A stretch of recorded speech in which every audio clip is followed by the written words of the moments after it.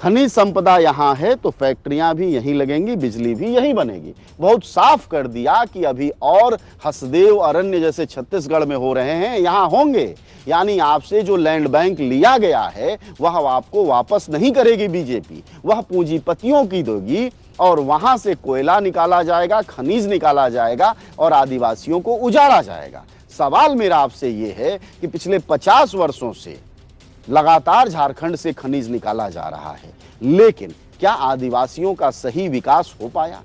ऐसा नहीं है कि अमित शाह यूं कह रहे हैं। अमित शाह उस बात का जवाब दे रहे हैं जिस बात को राहुल गांधी उठा रहे हैं कि यह जल जंगल जमीन पर पहला अधिकार आदिवासियों का है। यह उसी के नकार की भाषा है, क्योंकि न यहां ऐसा नहीं कि खनिज नहीं खोदा गया, फैक्ट्रियां नहीं लगाई गई। देश का सबसे ज्यादा बिजली पैदा करने वाला राज्य झारखंड है।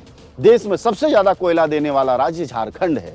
देश में सबसे ज्यादा खनिज देने वाला राज्य झारखंड है। देश में टाटा यहां है, सेल यहां है, रुइया यहां है। इसलिए ऐसा नहीं है कि ये पहली बार अमित शाह यहां आके और इनकी सरकार खुदाई करने वाली है, बल्कि इन्होंने साफ कर दिया है कि यह बेचेंगे। और जो जल जंगल जमीन पर अधिकार की बात आंदोलनकारी या विपक्ष की पार्टियां कह रही हैं वह नहीं होगा। इसलिए वोटरों को इस बात पर सोचना चाहिए कि वह घुसपैठ पर वोट देना चाहते हैं या अपने विकास, अपनी शांति, अपने रोजगार, अपनी समृद्धि के लिए वोट दें। 638 लगभग कैंडिडेट हैं जिनकी लगभग 1.5 करोड़ वोटर उनको वोट देंगे आज। लेकिन भारतीय जनता पार्टी किस तरह से चुनाव लड़ रही है चुनाव के दिन, यह बताने के लिए मैं स्थानीय अखबारों की खबरें आपको दिखाना चाहूंगा कि भारतीय जनता पार्टी अपने मुख्यमंत्रियों के जरिए ही चुनाव नहीं लड़ रही है, बल्कि उसके मुख्यमंत्रियों के साथ साथ ईडी और सीबीआई के भी जरिए अपने मुद्दों को प्रचार तंत्र के रूप में बीजेपी तब्दील कर रही है। आज चुनाव है और कल बीजेपी के प्रचार तंत्र को मजबूत करने के लिए ईडी ने घुसपैठियों के हाथ छापा मारा है। जो सरकार झारखंड में घुसपैठियां नहीं खोज पाई है, वह सरकार चुनाव से ठीक एक दिन पहले ईडी के जरिए छापे पड़वाती है और चुनाव आयोग चुप रहता है। यानी चुनाव लड़ने का सबसे बड़ा मुद्दा भाजपा का क्या है झारखंड में? वह है घुसपैठिया।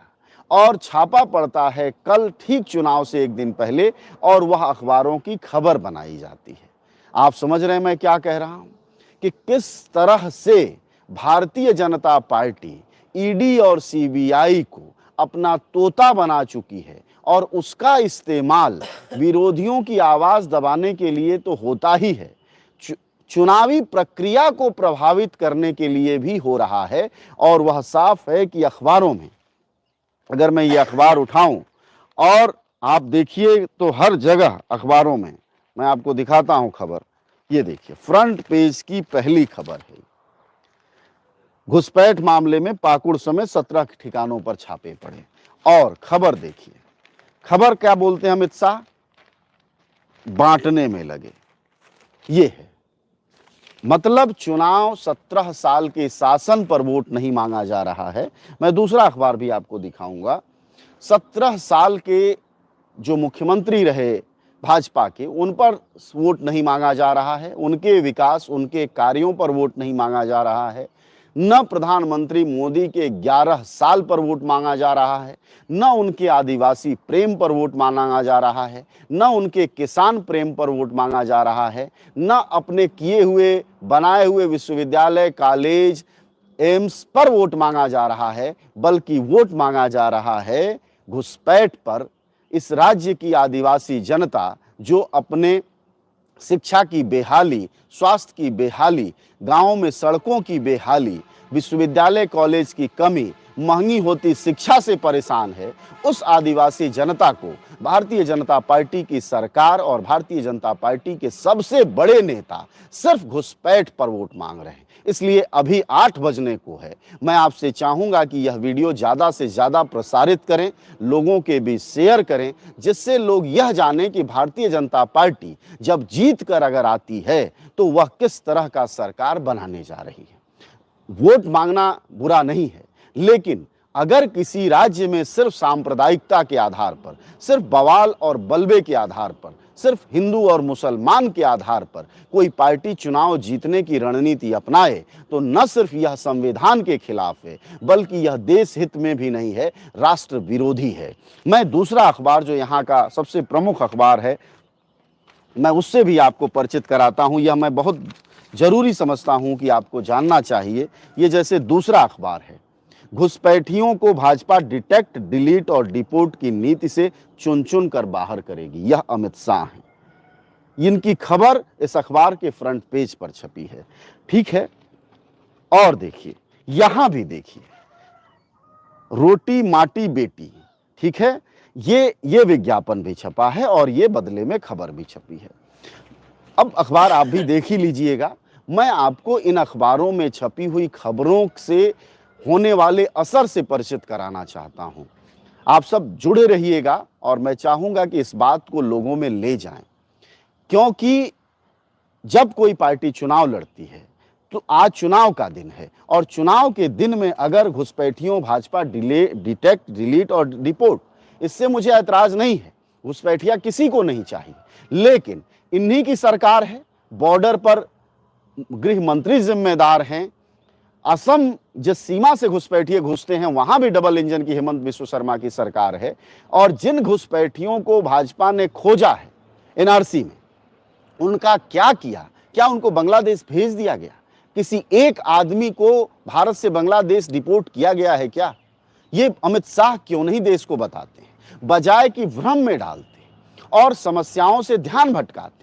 आपकी समस्या है कि आपको रोजगार मिले, आपकी समस्या है कि आपको भरपेट संतुलित आहार मिले, आपकी समस्या है कि बच्चा आपका, जो आप मजदूरी मेहनत किसी तरह से 18 घंटे खट खट कर जो जीवन जी रहे हैं, आपका बच्चा पढ़े लिखे, कहीं नौकरी चाकरी पाए, अच्छा काम धाम करे। आपकी चिंता यह है, या आपकी चिंता मारकाट मचाना है? मैं एक वोटर के तौर पर आपसे पूछना चाहता हूं, आपकी चिंता यह है कि आपकी बेटी बेटा जो पढ़े? एक साथ दिखाना चाहूंगा आपको, और आप देखिए, ये दोनों अखबारों के फ्रंट पेज है, दोनों प्रमुख अखबार हैं राज्य के, और दोनों अखबारों के फ्रंट पेज की पहली खबर जो है वह सिर्फ बंटवारे पर है, हिंदू मुसलमान पर है, और कोई मकसद नहीं है। कहीं इसमें 17 साल के उन मुख्यमंत्रियों के कार्यकलाप का जिक्र नहीं है, न प्रचार पर उनके वोट मांगा गया। वोट किन पर मांगा जाता है? मोदी जी पर। वोट किस पर मांगा जाता है? बंटवारे पर। वोट किस पर मांगा जाता है? नफरत पर। वोट किस पर मांगा जाता है? एक दूसरे के गला काटने पर। क्या ऐसे झारखंड को शांतिपूर्वक एक राज्य बनाया जाएगा? जो राज्य आदिवासियों का है, वह आदिवासी जो इस देश के संसाधन का न्यूनतम इस्तेमाल करते हैं, आज भी उनका बहुतायत अपनी झोपड़ियों में, अपने इलाकों में, अपने वन से मिले, प्रकृति से मिले चीजों से बनाता है, वह सरकार का न्यूनतम लेता है। इस देश में अगर सभी उपभोक्ताओं को आप जोड़ेंगे तो आदिवासी वह समाज है जो सरकार का सबसे कम हिस्सा लेता है, सबसे कम लाभ मिलता है। लेकिन सरकार सिर्फ अपने फायदे के लिए, पूंजीपतियों के लिए, आप जानते हैं क्या बोला है अमित शाह ने? अमित शाह का यह डायलॉग आप सबको पढ़ना चाहिए और जानना चाहिए कि आपको वह कहां भेजना चाहते हैं।